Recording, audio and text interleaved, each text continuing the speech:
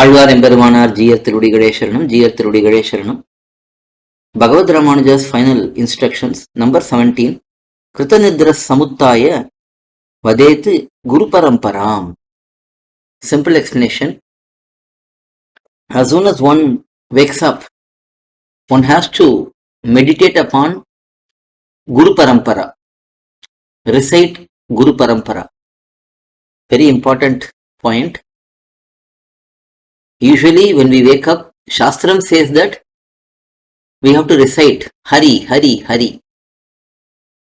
That is general injunction, general order for every Atma who is inclined towards Bhagavan.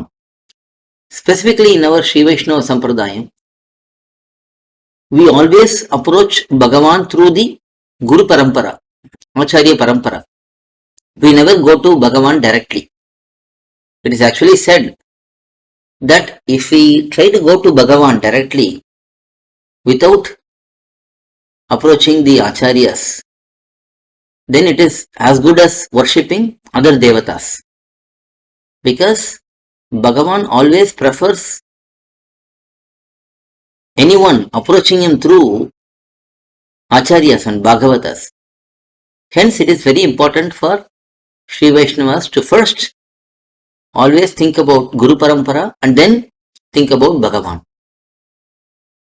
Here Guru Parampara means Guru Parampara Mantram or Vakya Guru Parampara. That is Asmat Gurubhyo Namaha, Asmat Parama Gurubhyo Namaha, Asmat Sarva Gurubhyo Namaha, Srimate Ramanujaya Namaha, Sri Parankusha Dasaya Namaha,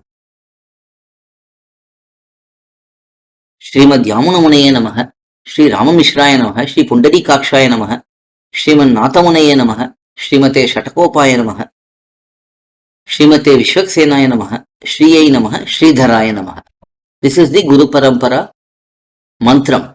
So we always have to meditate upon this mantram when we first wake up. After that, we can recite Hari.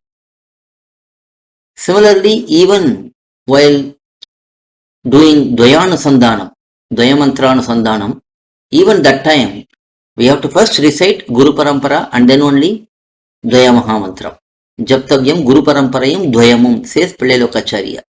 So we always have to recite Guru Parampara, meditate upon Guru Parampara and then only Bhagavan and Bhagavan Mantrams. Alvar Emperumanar Jeeyar திருடிகளே சரணம், ஜீயர் திருடிகளே சரணம்.